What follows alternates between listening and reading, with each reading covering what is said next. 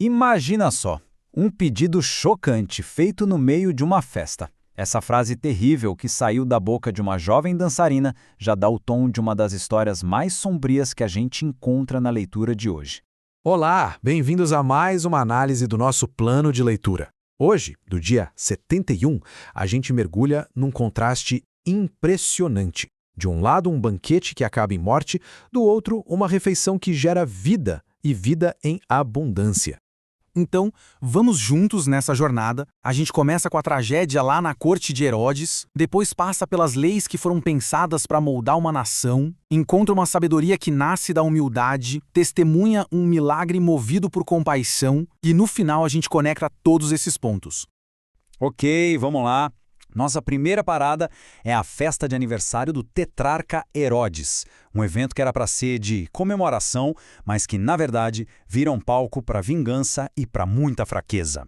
A história se desenrola quase como um roteiro de filme, né? João Batista, aquela voz poderosa no deserto, é silenciado não por uma grande questão teológica, mas por causa do ego ferido de um governante. Herodes, que se achava tão poderoso, fica encurralado pela própria promessa que fez em público. Ele tem mais medo de parecer fraco na frente dos convidados do que de cometer uma injustiça horrível. É um retrato bem sombrio de como o poder, quando é baseado só na imagem e no orgulho, se torna frágil e muito perigoso. E é aqui que a gente chega no ponto central da nossa análise. O contraste do dia está todo aqui. De um lado, o banquete de Herodes, exclusivo, egoísta e que termina com a morte de um inocente. E do outro lado, como a gente vai ver, um banquete de uma natureza totalmente diferente. Essa desordem toda na corte de Herodes deixa uma pergunta no ar, né? Será que existe um jeito diferente de viver? Para encontrar essa resposta, a gente vai para um livro que pode parecer um pouco inesperado. Levítico. É lá que a gente encontra o projeto de Deus para uma sociedade que seria o exato oposto dessa depravação que a gente acabou de ver. Eu sei que, ao ler Levítico, muita gente se pergunta: nossa, mas por que tantas regras? Por que tudo isso que parece tão específico e até severo? Elas podem parecer distantes para nós hoje, mas tinham um propósito fundamental para o povo de Israel. Essas leis não eram aleatórias, sabe? Elas foram desenhadas para construir uma cultura radicalmente diferente, que refletisse o caráter de Deus. Pensa nelas como uma espécie de muro de proteção contra o tipo de impulsividade, de injustiça e de egoísmo que levou à morte de João Batista. O objetivo era formar um povo cuja vida, do dia a dia, da comida, a forma de resolver conflitos, apontasse para um caminho melhor. E a palavra-chave para entender tudo isso é santidade. Ser santo significava ser separado, ser diferente. Era um chamado para viver de um jeito que mostrasse que Deus é justo, puro e ordenado, em contraste direto com o caos que a gente vê nos reinos humanos. Bom, sem Levítico a gente viu as leis externas que moldavam a nação, agora a gente vai para Provérbios, para ver a postura interna da sabedoria. Se o pedido da filha de Herodias foi um pedido de morte, aqui a gente vai ver um pedido para um tipo de vida bem diferente. Quero que conheçam Agur. A forma como ele se apresenta é o oposto total da arrogância de Herodes. Ele começa reconhecendo a própria limitação, a própria ignorância. E é desse lugar de humildade que a verdadeira sabedoria pode nascer. E olha só quais são os desejos do coração de um homem sábio.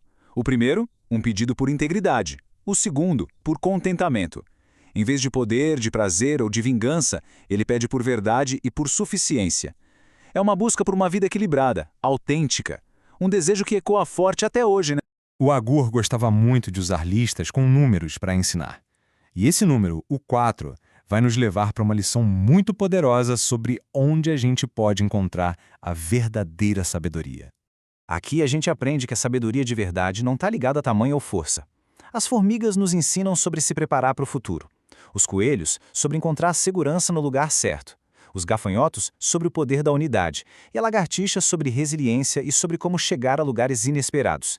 Pequenos exemplos com lições gigantescas.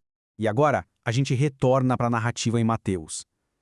Deixamos para trás a corte sombria de Herodes e a sabedoria humilde de Agur para encontrar Jesus.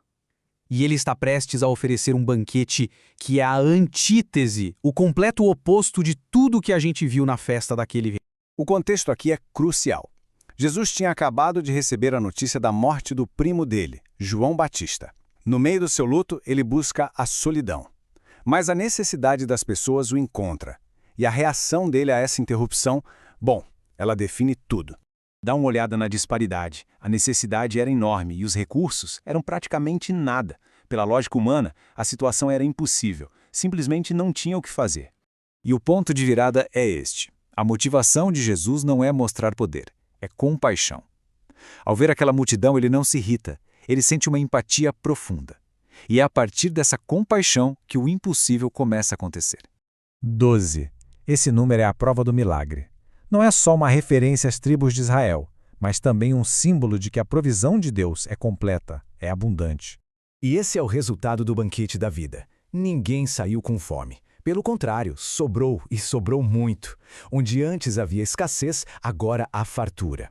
A festa de Herodes produziu um corpo a menos. A refeição de Jesus produz vida e abundância. Então, no final desta análise do dia 71, o que fica para a gente? Vimos um contraste muito nítido entre o reino do homem, com suas festas de orgulho que levam à morte, e o reino de Deus, que se manifesta na compaixão que gera vida abundante.